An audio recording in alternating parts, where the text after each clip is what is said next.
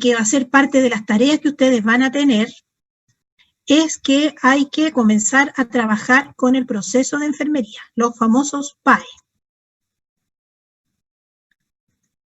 Porque para brindar cuidados, ¿no es cierto?, a un niño que presenta algún tipo de patología, como es, por ejemplo, la cefalea que vamos a ver en el escolar, yo al final les voy a enviar unos 2 casos y ustedes van a tener que hacer su proceso de atención de enfermería para ese niño o esa niña que yo les voy a dar. Todas las tareas les recuerdo que siguen siendo grupales. Bien, Profe, vamos a comenzar entonces. ¿Ah? ¿Va a grabar? Ah, verdad.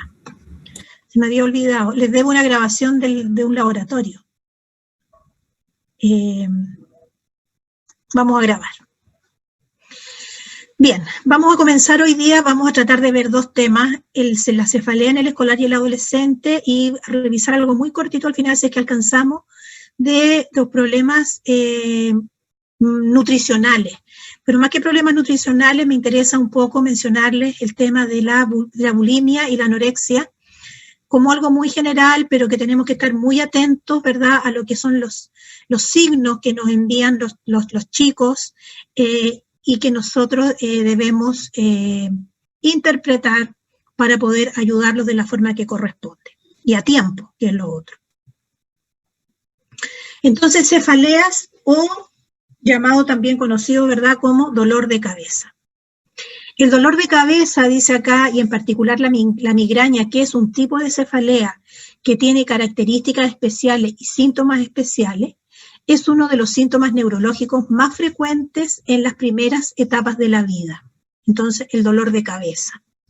Los escolares refieren mucho dolor de cabeza, y también esto aumenta un poco el porcentaje en los adolescentes. Ahí dice que afecta alrededor del 60% de los niños y adolescentes de todo el mundo. Las cefaleas infantiles pueden afectar a varias áreas del funcionamiento del niño, como son la escuela, pueden ser también las actividades físicas, las relaciones que tienen con la familia, las relaciones sociales, las relaciones con sus pares. Basta pensar y mirarnos cada uno de nosotros cómo nos sentimos cuando estamos con una cefalea. Y más todavía si esta cefalea después la podemos categorizar dentro de lo que es la migraña. Es un dolor de cabeza que muchas veces imposibilita, ¿verdad?, poder realizar nuestras actividades normales, nos ponemos de mal genio, por lo tanto no vamos al colegio, no podemos presentarnos a una prueba. Por lo tanto, la cefalea es un síntoma que hay que estar atento y que donde los padres tienen que prestar atención, y de hecho lo hacen así, porque se asocia también la presencia de cefalea en los niños, ¿verdad?, con tumores, que es como la idea que tienen todos como concebida, preconcebida. Así es que es un síntoma por el cual la gente consulta. Y ahí dice, es una de las causas de consulta frecuente en la atención ambulatoria de los adolescentes. La mayoría de estos episodios de cefalea son benignos, pero a veces hay enfermedades serias subyacentes, y es por eso que hay que estudiar la cefalea. No podemos dejar a un niño que de manera con cierta frecuencia está presentando cefalea sin prestarle atención y sin que se le haga un estudio más completo, ¿verdad?, para poder descartar que no exista otra razón por la que le está doliendo la cabeza. El 75% de los adolescentes mayores de 15 años ha tenido en su vida ya un episodio de cefalea. Un 25% de las migrañas tienen su primer episodio en la infancia, y existe un 4% de prevalencia de migraña en niños y adolescentes entre los 7 y los 15 años. Por lo tanto, estas estadísticas, ¿no es cierto?, vienen a decirnos lo que yo ya les estaba hablando de la frecuencia que tienen y que se presentan a veces de manera muy temprana. En Chile, en un policlínico de especialidad neurológica, la cefalea ocupa el 3er lugar como motivo de consulta. Antes que la cefalea está la consulta por epilepsia y por el famoso síndrome de déficit atencional, que va muy de la mano este síndrome de déficit atencional con la edad de los niños. Como los niños se escolarizan, es en la escuela, ¿verdad?, donde el profesor es el primero que logra darse cuenta de que este niño no aprende, que le cuesta, que es muy distraído, que le va mal, etc. Pero también hay que decir en déficit atencional que se sobrediagnostica muchas veces a estos niños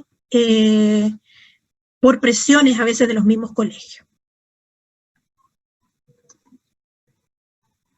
Hasta los 12 años la cefalea se presenta con igual distribución por sexo, hombres y mujeres, no hay mayores diferencias, y luego esta cefalea se hace más común en las mujeres y aumenta la prevalencia de la cefalea tipo migraña. Esa es la cefalea que comienza a instalarse ya en la adolescencia un poco más, con mayor claridad y más frecuente en las mujeres. La clasificación de la cefalea, la clasificación internacional, diferencia la cefalea en dos grandes grupos. Las primarias, donde la cefalea es el problema y no hay ninguna causa que la justifique, y la secundaria, donde la cefalea es un síntoma de un problema subyacente. Hay un problema orgánico, ¿verdad? Y ese se expresa como una cefalea. Esas son las secundarias, y las primarias en realidad se diagnostican y no hay causa. Aquí tenemos un cuadro donde podemos identificar ambos grupos, primarias y secundarias, y lo que nosotros vamos a ver hoy día son las primarias. Vamos a hablar de cefalea tensional, que es una cefalea que tiene harta frecuencia, sobre todo en la edad de los adolescentes y yo diría adultos jóvenes, en la edad universitaria, donde la cefalea tensional es importante. Vamos a hablar también, las migrañas también están clasificadas dentro de las cefaleas primarias, y estas migrañas pueden ser con o sin aura. El aura, ¿verdad?, se entiende como una condición o un signo o síntomas pueden ser que hacen que la persona sepa o pueda anticiparse a que va a tener una migraña. Hay ciertos olores a veces que producen muchas veces una sensación de pesadez en los ojos, ver luces, tener algún ruido en el oído. Son cosas que van como orientando a que nos va a dar un dolor de cabeza dentro del tipo migraña. Otra cefalea es la de clúster, o también es una cefalea hemicránea crónica paroxística, o sea, con episodios de cefalea pasa y se presenta bruscamente. Y otro grupo que son las misceláneas no asociadas a lesión estructural, que pueden estar relacionadas con el ejercicio físico, por tos persistente y también algunas cefaleas asociadas a la actividad sexual. Y dentro de la secundaria, que es importante, ¿verdad?, por eso es que es importante diagnosticar esta cefalea, están las de causa vascular, producidas, originadas por fiebre, hipertensión, hipotensión, hipoxia, hipercapnia, enfermedad obstructiva crónica, síndrome de apnea del sueño o accidente vascular cerebral. También dentro de las secundarias podemos encontrarlas de tipo de origen endocrino, originadas por hipoglicemia, hipotiroidismo, insuficiencia suprarrenal, síndrome premenstrual. Otras también cefaleas pueden ser secundarias a algunas drogas o medicamentos, ¿ya? La teofilina, la cafeína, algunos nitratos, la efedrina, antagonistas del calcio, plomo, benceno, monóxido de carbono, insecticidas, abuso de analgésicos. También están las intracraneales, y estas son las que más asustan muchas veces a los papás, ¿verdad?, que son los que tienen que ver con tumores o malformaciones arteriovenosas como los aneurismas, hematomas subdurales, producto de algún accidente, algún golpe, encefalitis, abscesos, ¿ya?, pseudotumores cerebrales, postraumáticos y vasculitis. También tenemos las cefaleas secundarias de tipo meningio, cuyo origen es la infección bacteriana, puede ser viral o tuberculosa, micótica, y la hemorragia subaracnoidea, que se caracteriza por un dolor pero intensísimo de cabeza, y que es de origen meningio.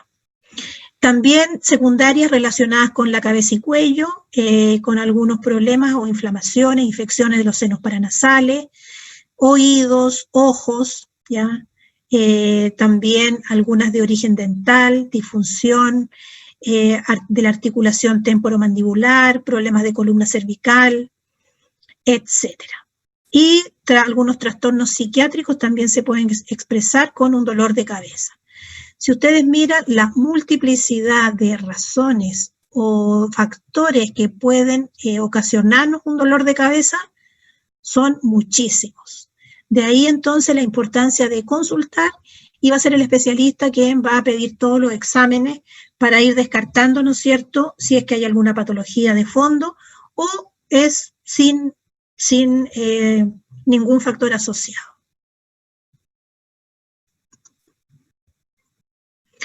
La fisiopatología, ¿cómo se desencadena este dolor de cabeza? El cerebro en sí, como órgano, no duele, ¿ya?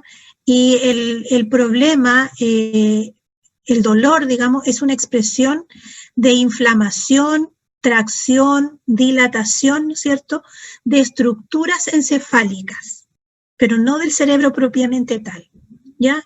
Entonces tenemos inflamación de las estructuras encefálicas sensibles al dolor, por eso que dice ahí sensibles al dolor, tracción o dilatación de las arterias intracraneales o extracraneales, tracción o desplazamiento de las venas intracraneales, vasodilatación, contracción muscular. Esto es importante tenerlo presente, el espasmo de los músculos cervicales.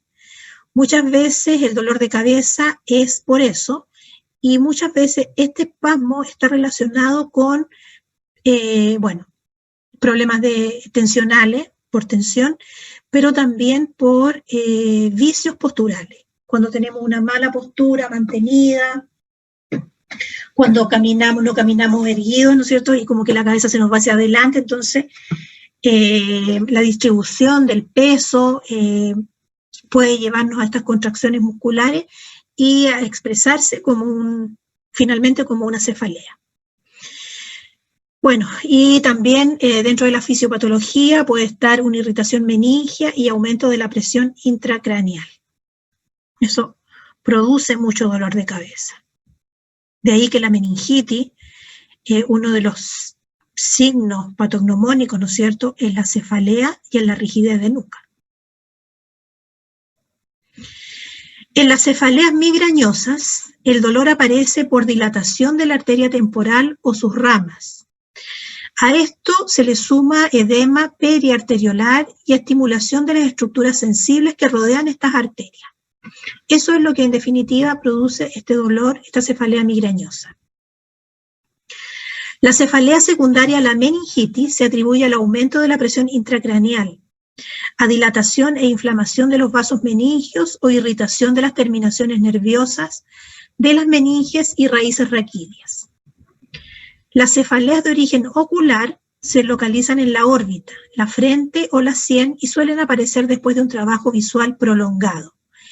Este es un tipo de cefalea muy frecuente hoy día por todo lo que significa el teletrabajo. Muchas horas en computadores, en celulares, mucho uso de la pantalla. Y ha aumentado mucho la consulta, tanto a nivel oftalmológico como también neurológico, del síntoma cefalea producto de este esfuerzo visual por el uso de las pantallas. En las cefaleas por infecciones o bloqueos de los senos paranasales, por ejemplo en la sinusitis, el dolor aparece por aumento de presión en los senos e irritación de sus paredes, ¿ya?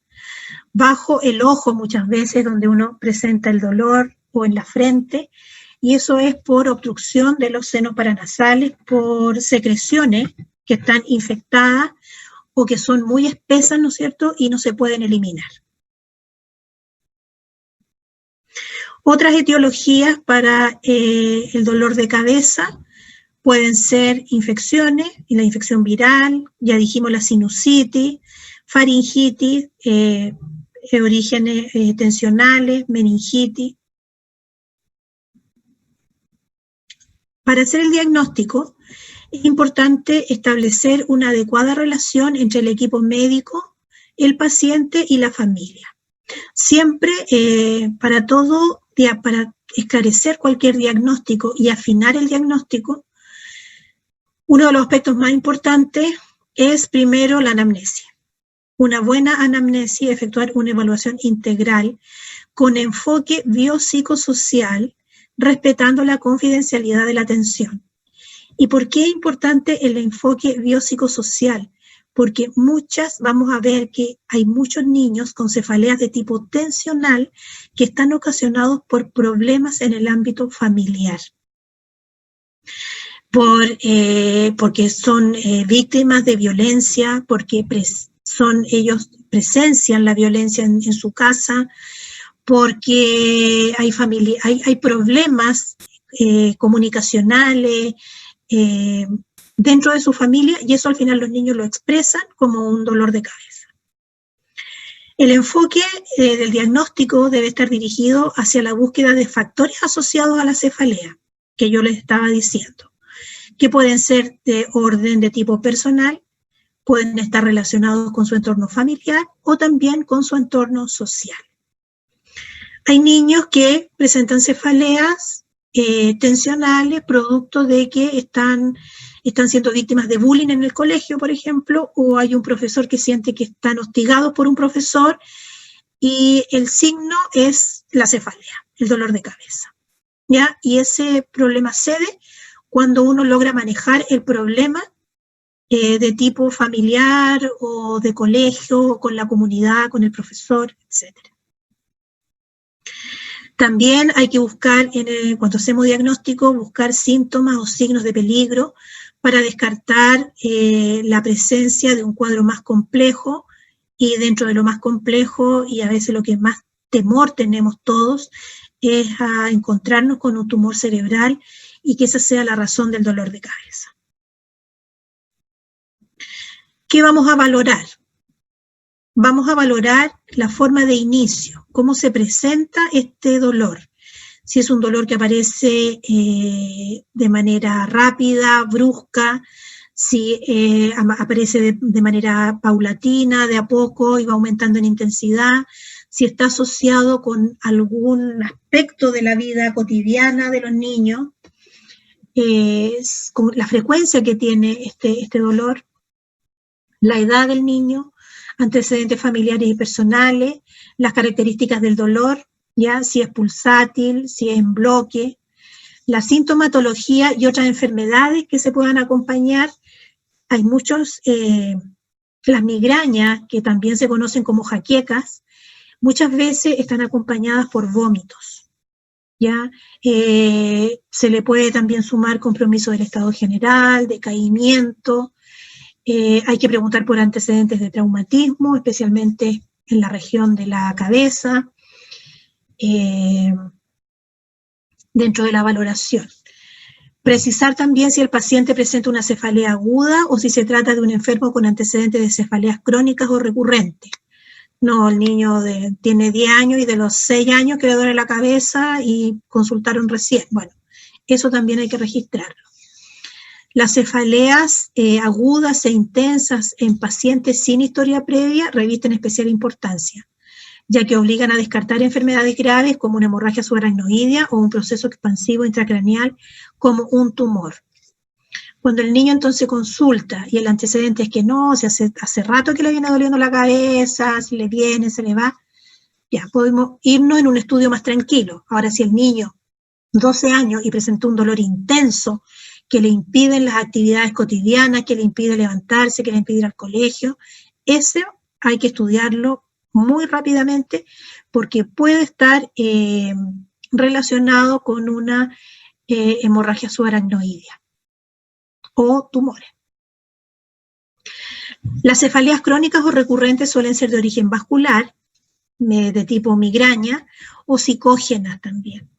Respecto a la edad de inicio de la cefalea, los pacientes jóvenes entre 10 y 30 años suelen presentar cefaleas de origen vascular, o sea, las que conocemos como migraña. La existencia también debemos evaluar la existencia de antecedentes familiares de cefalea recurrente que nos va a orientar hacia una migraña clásica o común, ya que estos se hallan en un 70% de los pacientes que padecen esta enfermedad. O sea, un 70% de los pacientes con cefalea tiene un antecedente familiar de migraña. O sea, si tenemos mamá, papá que sufren de jaqueca, lo más probable es que lo vamos a tener. En cuanto a antecedentes patológicos, debe valorarse la existencia de traumatismos previos, cefaleas postraumáticas por golpe, accidente, la ingesta también de anovulatorios, o sea, de anticonceptivos. Y es por eso que es importante estar ojo con el uso de los anticonceptivos o la ingesta de hormonas, especialmente en las mujeres que están en la etapa de la menopausia, porque se ha visto su asociación con trombosis cerebrales, accidentes vasculares, ¿ya? Y que pueden partir también por una manifestación de una cefalea. Algunos medicamentos también, el consumo de medicamentos vasodilatadores, lesiones oculares u otorrinolaringológicas, que también pueden estar asociadas, como decíamos, la sinusitis, ser también un factor que provoque una cefalea. La causa más frecuente de cefalea crónica en los adolescentes es la de tipo tensional o psicógena, y luego le sigue la migraña. Y estas son las cefaleas que nosotros vamos a ver. Entonces aquí está el enfoque clínico, ¿verdad?, del adolescente con cefalea, la historia siempre primero, el inicio y la evolución de los síntomas, la frecuencia de la migraña, del dolor de cabeza, si ha tenido episodios previos, edades en que se ha presentado, desde hace cuánto tiempo está presentando dolor de cabeza, cambios respecto de episodios previos, ¿es el mismo dolor de cabeza que ha presentado siempre o ahora es distinto? Factores asociados al dolor, a la cefalea, como son factores psicosociales, asociación con algunas comidas, con la ingesta de alcohol, historia familiar, dijimos que es muy importante porque es un antecedente que tiene mucho peso dentro del antecedente para diagnosticar una cefalea. Y luego, por supuesto, el examen neurológico. Hay que ver también el primer episodio, qué tan intenso fue, si esta cefalea interfiere con el sueño, si ha habido un empeoramiento del dolor en términos del grado de dolor que presenta el paciente, si tiene examen neurológico alterado, fiebre u otros signos, ¿verdad? Y ahí hay que decidir si no requieres tú mayor estudio, tratamiento según diagnóstico, y si vemos que tiene algunas alteraciones al examen neurológico, probablemente hay una sospecha de otra alteración y habrá que hacer estudios que incluyen imágenes. Hoy día la resonancia es lo mejor que tenemos para hacer diagnóstico, punción lumbar y por supuesto que también exámenes de sangre, hemograma y VHS más que nada para ver si hay algún proceso infeccioso que nos pueda estar explicando también el dolor de cabeza.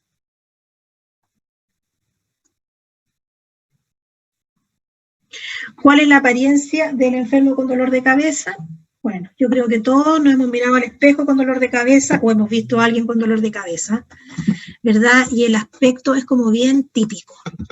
¿Se ve bien o se ve mal? Generalmente se ve mal, ¿verdad? Y hay decaimiento, los ojos, si uno mira los ojos, ¿no es cierto? Son ojos que se ven como caídos, muchas veces vidriosos, ¿ya? Hay que preguntar qué tipo de dolor tiene, ¿verdad? Leve, moderado, severo.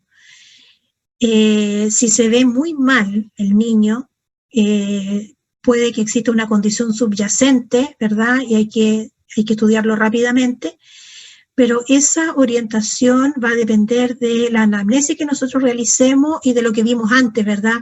Para hacer el diagnóstico. Ir sumando factores, si estamos haciendo la anamnesis, el examen, y hay muchas cosas que nos están indicando que puede haber algo más que una simple cefalea, ese niño hay que estudiarlo, sí o sí. ¿Ya? No somos nosotros los que tomamos esa decisión, porque la enfermera, nosotros no hacemos diagnóstico, pero nos puede llegar o podemos encontrarnos en un examen de un escolar o de un adolescente que el niño nos refiera que tiene estos problemas de cefalea. Entonces ahí es importante poder hacer una anamnesis y poder ver si ese niño puede esperar a una evaluación o hay que hacerle rápidamente una evaluación para llegar al diagnóstico. El control de signos vitales, siempre es una de las cosas primeras que tenemos que hacer, ¿verdad? Porque ya nos pueden dar pistas de cómo está ese niño. Aquí vamos a revisar dos tipos, les dije yo, de cefalea, que son cefaleas clasificadas como primarias. Una que es la cefalea tensional y la otra es la migraña. Y algunos signos y síntomas, ¿verdad?, que nos van a orientar para decir si la cefalea es tensional o la cefalea es migraña, por lo tanto vascular. Nos va a orientar también esto al tratamiento que vamos a hacer y la intervención de enfermería, que es muy importante. Entonces, la cefalea tensional es la causa más frecuente de cefalea en el adolescente y de preferencia la tenemos en el sexo femenino.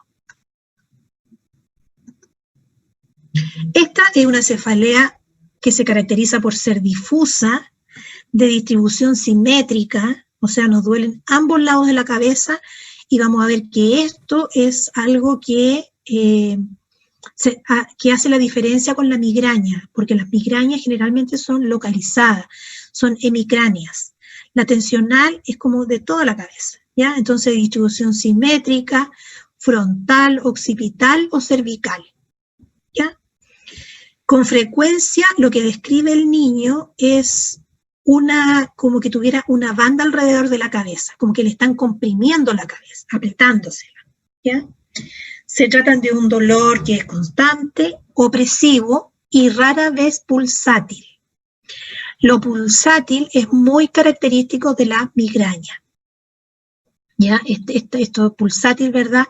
Que como que late la cabeza, ¿ya? Y si uno se mueve, o sea, se gira o se pone de pie, cualquier movimiento que hace, como que aumenta esta pulsatilidad en la migraña. En la cefalea tensional, la fatiga es un síntoma común, pero las náuseas y vómitos son característicos de la migraña. En la cefalea tensional se puede estar como fatigado, cansado, pero no se va a acompañar de náusea y vómito. Eso es muy ocasional. Puede ser, pero no es lo típico de esta cefalea. Es muy importante en esta cefalea el estado anímico del adolescente. Los factores desencadenantes o modificantes del dolor. De ahí que sea tan importante entonces la evaluación biopsicosocial y la anamnesis con el niño y también recabando antecedentes con el familiar que lo acompañe. Las dificultades académicas, los problemas con los pares y el estrés familiar son condiciones que se asocian a este tipo de cefalea. La causa del estrés puede ser identificable como en casos de cefaleas que aumentan en la escuela, ¿ya? Y mejoran en vacaciones y los fines de semana. Entonces el niño durante la semana le duele la cabeza, llega el viernes y se le pasa el dolor de cabeza, sábado, domingo, festivo, y después vuelve al colegio y aparece nuevamente. Y también son cefaleas que llegando las vacaciones, ¿no es cierto?, ceden. Y eso es algo que nosotros también, yo creo que hemos vivido cuando estamos estresados, cuando estamos con muchas exigencias, pruebas, trabajos, contra el tiempo, nos duele la cabeza, eso es por estrés, y esa cefalea es entonces tensional. Es importante la percepción del funcionamiento familiar, es algo que debemos investigar en estos casos, porque hay una alta asociación entre disfunción familiar y cefalea en los adolescentes. Cuando uno empieza a hacer la anamnesis e investigar un poquito más, los niños empiezan a narrar situaciones de falta de comunicación con los padres, oposicionismo, que no los entienden, que no los quieren, que no los dejan hacer nada, que no les dan libertad, etc. O que le exigen mucho en el colegio. Son las razones que los niños narran dentro de sus anamnesis. El tratamiento, lo primero, es establecer una buena confianza con el niño y el niño con el equipo, con nosotros, para que nos pueda narrar estos episodios que pueden estar siendo la causa de su dolor de cabeza. El alivio de los síntomas se trata con antiinflamatorios no esteroidales, de preferencia, en primera línea, el uso del paracetamol.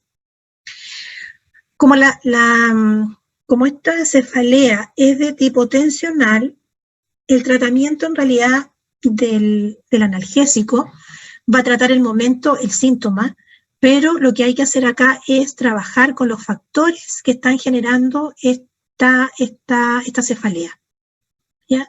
Entonces, por eso que es importante ver si son a nivel familiar, a nivel de colegio, a nivel de amigos, buscar dónde están los factores, porque esos factores hay que identificarlos y trabajarlos. Va a ser la única forma de que esa cefalea desaparezca o al menos tenga la frecuencia sea cada vez menor.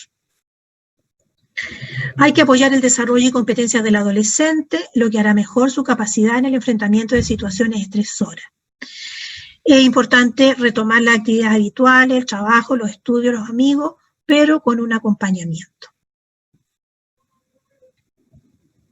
Y la migraña, que es el otro tipo de cefalea primaria. Esta es la causa más común de cefaleas intermitentes. El diagnóstico se basa en la descripción de los síntomas. Aquí los síntomas son bien claros. Lo que yo les decía, el niño refiere a una cefalea hemicránea, de un lado de la cabeza. Rara vez, si dice que le duele toda la cabeza, eso ya nos orienta hacia lo tensional. Es un dolor de cabeza de tipo pulsátil. Muchas veces se acompaña de náusea, vómitos, dolor abdominal y también puede haber diarrea. Pueden tener estos niños o adolescentes auras de tipo sensitivo, que tiene que ver a veces con aroma, con lo relacionado con alguna comida, ¿ya? Pueden ser auras de tipo motora o también de tipo visual. Pueden referir fotofobia, o sea, esta intolerancia, ¿no es cierto?, a la luz y también a los ruidos, fonofobia.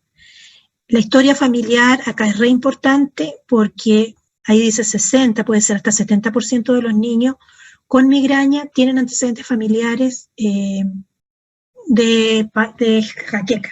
Mamá, papá con jaqueca, abuela con jaqueca, etc. Esta migraña se recupera completamente después del reposo. Por supuesto que con tratamiento, ¿no es cierto? Y con lo que se requiera para esta recuperación. No solamente es reposo, sino que uno debe estar en una habitación oscura, tranquilo, ¿verdad? Comidas livianas, durante el episodio propiamente tal de migraña, no comer, solamente hidratarse.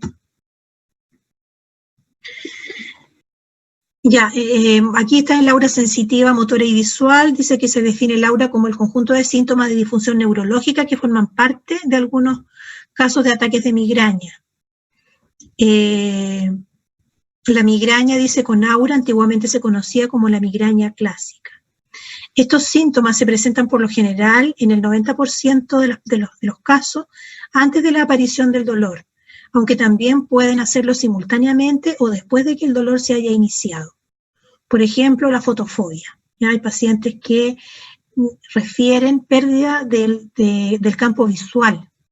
Ven con un ojo, con el otro no ven, o ven de hacia arriba, hacia abajo no ven, o ven luces, escuchan ruido, y eso es un aura. Saben que va a venir el dolor de cabeza y por lo tanto es el momento para el tratamiento.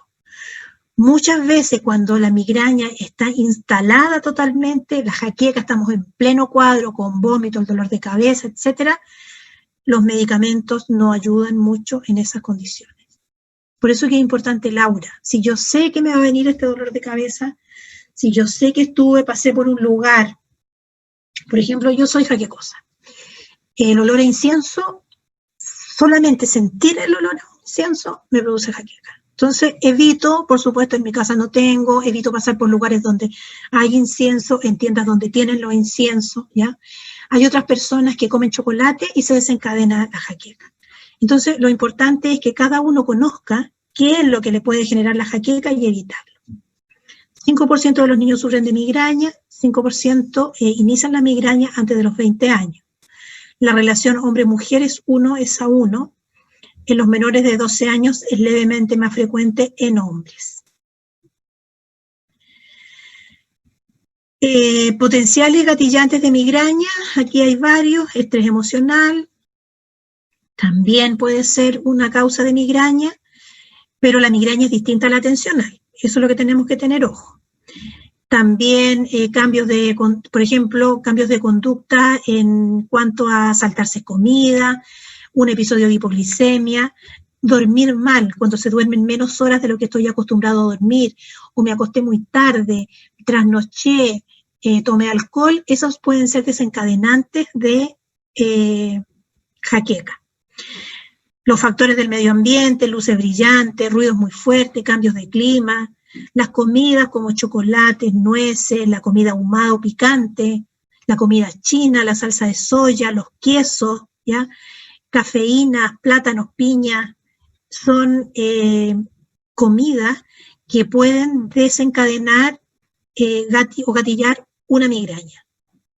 Y las drogas, atenolol ahí aparece, que es para la presión, hidralacina, nifedipino, que son medicamentos para el manejo de la hipertensión, anticonceptivos también, algunos anticonceptivos, la nitrofurantoína, que es para un antibiótico, ¿verdad?, para la infección urinaria. Tratamiento, antiinflamatorios no esteroidales, ibuprofeno, paracetamol, los derivados de la ergotamina, que son más específicos para el tratamiento de la migraña. Ahí está el migranol, el cefalmin. Hoy día hay una infinidad de tratamientos y de modalidades. Se ha visto, por ejemplo, ahí aparece la prednisona como un muy buen medicamento para manejar la migraña. Cuando ya comienza la migraña, el dolor de cabeza, porque como se produce una inflamación, ¿ya? La prednisona ayuda. También algunos beta bloqueadores como el propanolol, antieméticos si estamos con vómitos, pero el tratamiento de la migraña necesita indicación médica. Esto no es cuestión de que yo le diga al otro, mira, tómate esta pastilla que me dieron a mí para la migraña. No, o sea, esto tiene que ser estudiado y cada paciente tendrá el tratamiento que corresponde. Más las otras medidas, ¿verdad?, de ser capaces de identificar qué es lo que me produce la jaqueca para evitarlo, porque ese es como lo sabio de esto. ¿Qué debemos descartar? Estas son las patologías, ¿no es cierto?, que no podemos dejar pasar un niño con una cefalea y que después resulte en algo de esto. Meningitis aguda, el famoso tumor cerebral, las hemorragias cerebrales o disfunción de las válvulas de derivación, que son cuando hay aumento del líquido cefalorraquídeo, ¿ya? La hidrocefalia. Cuando estas válvulas se tapan, ¿verdad?, se empieza a acumular líquido en el cerebro, en las meninges, y esto hace que aumente la presión intracraneal y se expresa como una cefalea intensa. Entonces, esto tenemos que descartarlo cuando nos llega un paciente con su famoso dolor de cabeza, previo la anamnesis que hemos realizado. ¿Cuál es el riesgo de que esto ocurra? Algunos de estos problemas que vimos es bajo, menos del 10% de los pacientes tienen una patología secundaria, 1 de 40.000. Salvo el tumor cerebral, que en las primeras etapas del cuadro será la historia la única clave, la mayoría de los otros cuadros dan pistas al examen físico y neurológico, ¿ya? El tumor cerebral es probablemente que lo detectemos con un ATAC, con una resonancia, pero al principio no va a dar mucha sintomatología. Sin embargo, la irritación meningia, las meningitis, que se tapa una válvula, eso sí nos va a dar alteraciones neurológicas en el paciente. Hallazgo en la historia de tumor cerebral, cefalea que despierta o aparece en la mañana, empeoramiento con el tiempo en severidad, frecuencia y o duración, cuando se asocia a vómitos que cada vez peores, más frecuentes, ¿no es cierto?, cambio en el comportamiento de los niños, en la conducta, la polidipsia, la poliuria, ya la polidipsia es el aumento de la ingesta de agua, mucha sed, y la poliuria es el aumento de la diuresis, historia de déficit neurológicos probable, ¿verdad? Cuando el niño empieza a arrastrar un pie, cojea, se le achica un ojito, se produce una desviación en la comisura del labio, tiene dificultades para hablar. Todas esas cosas ya nos tienen que orientar hacia algo más complejo. Cada vez que sospechamos de un tumor cerebral, lo que corresponde es la neuroimagen. Escáner, hoy día ya prácticamente está estandarizado la resonancia nuclear magnética. En resumen, la mayoría de las cefaleas en urgencia se asocian con otros síntomas que ayudan a caracterizar el cuadro. La enfermera de urgencia debe valorar la severidad del cuadro y si pudiese haber una enfermedad subyacente seria, dar entonces aviso. La mayoría no requiere estudio, solo manejo del dolor, porque están relacionadas generalmente a lo que es la cefalea tensional. Y aquí está la tarea número 5, que yo se las voy a enviar. Analizar, dice, 2 casos clínicos y realizar diagnósticos de enfermería completos con objetivo, intervenciones y evaluación del PAI. O sea, el PAI completo. Y aquí están los 2 casos. Yo se los voy a mandar, se los voy a subir al intranet para que ustedes lo lean. Este es un trabajo grupal, ¿verdad? Los grupos que ya están establecidos.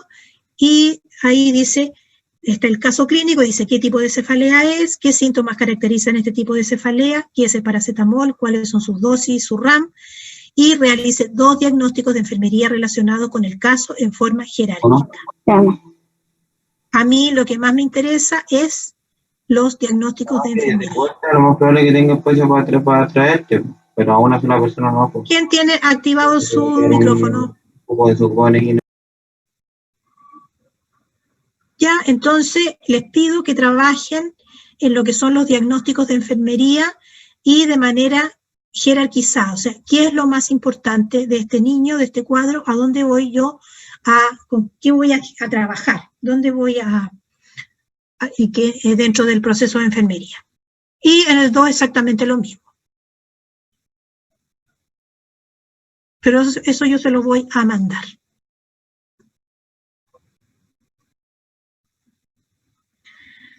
¿Ya? ¿Algo que preguntar? ¿Dudas? Esta tarea es para el próximo lunes. O sea, me la tienen que mandar hasta el próximo lunes al mediodía. La tarea esta de la tarea número 5, que es de la cefalea. Hay otra tarea que les voy a enviar, ya que es una tarea más larga y que es una investigación sobre la epilepsia. Porque hay varias patologías que tenemos que nosotros revisar y el tiempo no alcanza. Y esto no es solamente porque estemos online, sino que de manera presencial también hay muchos temas que los desarrollan ustedes. Y uno de esos temas que a mí me interesa, priorizando también, es la epilepsia. Yo les voy a mandar, esa es la tarea número 6, es una tarea que es larga, pero como es en grupo, se distribuyen las preguntas. Y esa tarea, si no me equivoco, es para el 13 de diciembre. Así que van a tener tiempo. Yo hoy día les voy a mandar todo eso para que ustedes se puedan organizar.